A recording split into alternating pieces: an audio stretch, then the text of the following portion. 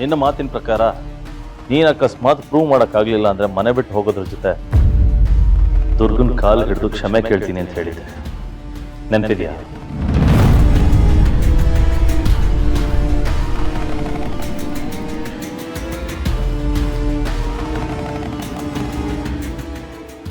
ನಾನು ಯಾಕೆ ಅವ್ರ ಕಾಲಿಗೆ ಬೀಳ್ಬೇಕು? ನಾನು ಸೋತ್ರೆ ಅವ್ರ ಕಾಲಿಗೆ ಬೀಳ್ತೀನಿ ಅಂತ ಹೇಳಿದ್ದೆ.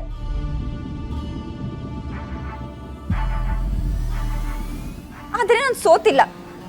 ನಾನು ಈಗಲೂ ಹೇಳ್ತಿರೋದು ಅದೇ, ಈ ಕೆಲಸ ಮಾಡಿಸಿರೋದು ದುರ್ಗಾ ಅವರೇ. ನಾನು ಅವ್ರಿಗೆ ಕ್ಷಮೆ ಕೇಳಲ್ಲ. ನಾನು ಕೇಳ್ತೀನಿ.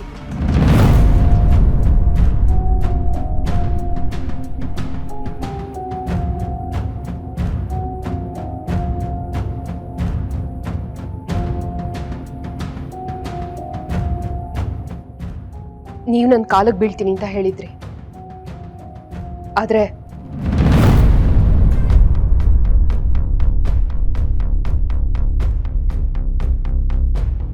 ನಿಮ್ ಕಾಲು ಹಿಡ್ಕೊಂಡು ಬೇಡ್ಕೋತೀನಿ.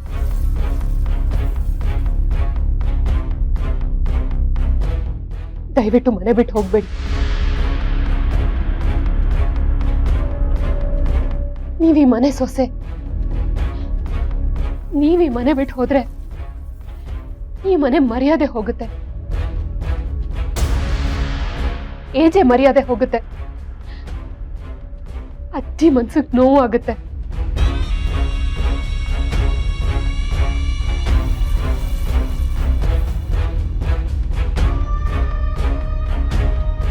ನನ್ನ ಮೇಲೆ ಚಾಲೆಂಜ್ ಮಾಡಿ ಸೋತಿದ್ದಕ್ಕೆ ತಾನೆ ನೀವು ಮನೆ ಬಿಟ್ಟು ಹೋಗೋ ನಿರ್ಧಾರ ಮಾಡಿದ್ದು.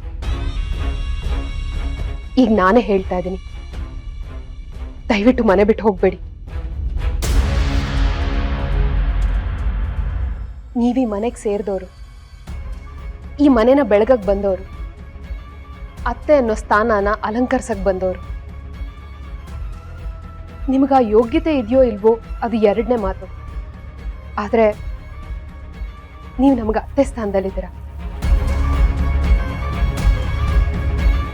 ನಾವು ನಿಮಗೆ ಗೌರವ ಕೊಡ್ಲೇಬೇಕು. ನೀವು ತಪ್ಪು ಮಾಡಿದೀರಾ ಅನ್ನೋ ಒಂದೇ ಒಂದು ಕಾರಣಕ್ಕೆ ನೀವೇ ಮನೆ ಬಿಟ್ಟು ಹೋಗೋದು ಎಷ್ಟು ಸರಿ?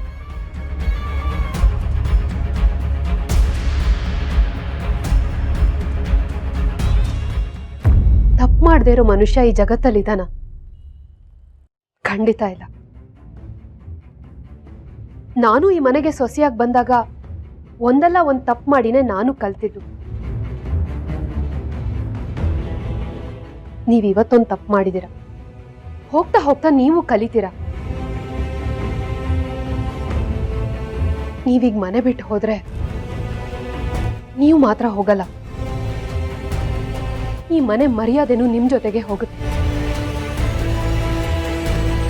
ಯಾಕೆಂದ್ರೆ ನೀವಿವಾಗ ಬರೀ ಲೀಲಾ ಅಲ್ಲ, ಏಜೆ ಹೆಂಡತಿ ಲೀಲಾ. ನಮಗೋಸ್ಕರ ಅಲ್ದೆ ಹೋದ್ರು, ಈ ಮನೆ ಮರ್ಯಾದೆ ಉಳ್ಸಕ್ಕೋಸ್ಕರನಾದ್ರೂ ನೀವಿಲ್ಲಿರ್ಲೇಬೇಕು.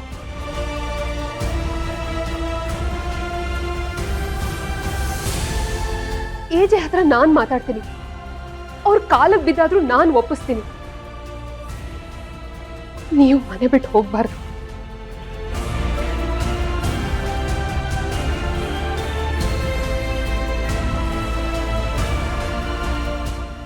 ಏಜೆ, ಕೈ ಮುಗಿದು ಬೇಡ್ಕೋತೀನಿ, ದಯವಿಟ್ಟು ಅವ್ರನ್ನ ಇಲ್ಲಿಂದ ಕಳಿಸ್ಬೇಡಿ. ಹೌದು ಏಜೆ, ದಯವಿಟ್ಟು ನಮ್ಮ ಅತ್ತೆನ ಕ್ಷಮಿಸಿ.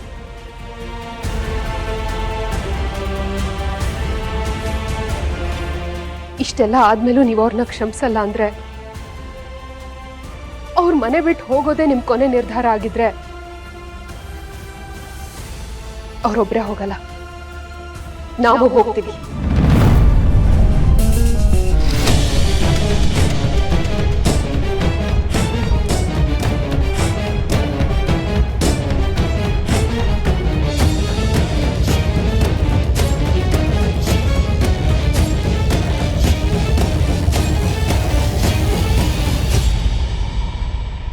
ಇದು ನನ್ನ ಸೊಸೆ ಅಂದರೆ,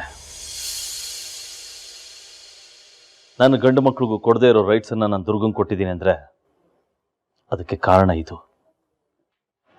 ಇದು ದುರ್ಗನ್ ಯೋಗ್ಯತೆ, ಇದು ಅವಳ ಕೆಪಾಸಿಟಿ.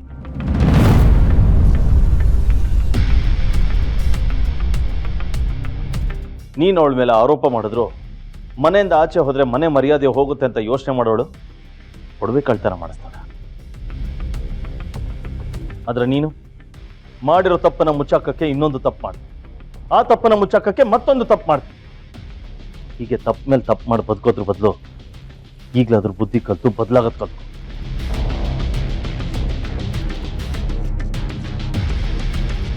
ನೀನು ಮಾಡಿರೋ ಕೆಲಸಕ್ಕೆ ನನ್ನನ್ನು ಕೇಳಿದ್ರೆ ಈಗಲೂ ಈ ಮನೇಲಿ ನಿನಗೆ ಜಾಗ ಇಲ್ಲ. ಆದರೆ ದುರ್ಗಾ ರಿಕ್ವೆಸ್ಟ್ ಮಾಡ್ಕೋತಾ ಇದ್ದಾಳೆ ಅಂತ ಓಕೆ ಅಂತ ಇದ್ದೀನಿ.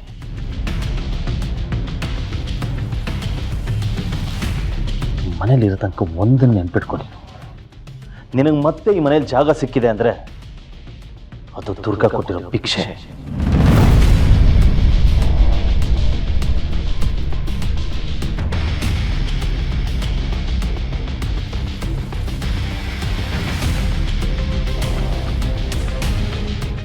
ಇನ್ಮೇಲಿಂದ ಮನೆ ಬಿಟ್ಟು ಹೋಗ್ತೀನಿ ಅನ್ನೋ ಮಾತು ಈ ಮನೇಲಿ ಯಾರೂ ಆಡಬಾರ್ದು.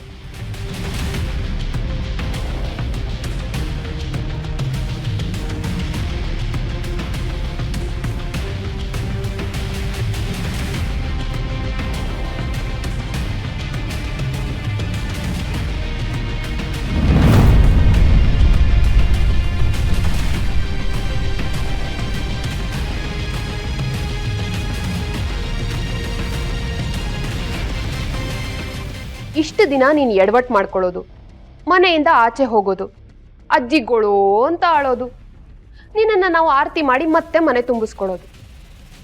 ಆದರೆ ಇವತ್ತು ನಿನಗದು ಎಷ್ಟು ದೃಷ್ಟಿ ಆಗಿದೆಯೋ ಏನೋ. ಪಾಪ, ನಾನೇ ದೃಷ್ಟಿ ತೆಗಿತೀನಿ, 1 ನಿಮಿಷ.